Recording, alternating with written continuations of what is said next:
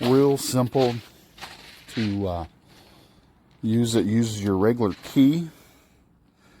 When you got to kind of program it a little bit, and then you just hit the lock button 3 times and it'll start.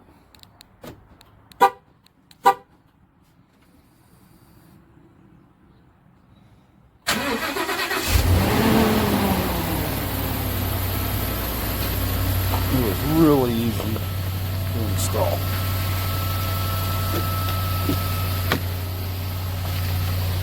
And it all back here behind this panel. Right there it is. So pretty simple to install. Plug and play basically. Hello everybody, this is my review of the Stardex remote starter kit that I bought off of Amazon.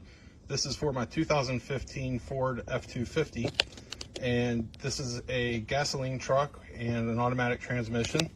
So from the moment that I opened up the box to the moment that I tested the unit and had everything put back together was under 25 minutes. So that right there is a win, considering that it was all just plug and play and a very easy programming of the keys, and it was done. So here is the result. Here's my truck, and you press the lock key 3 times.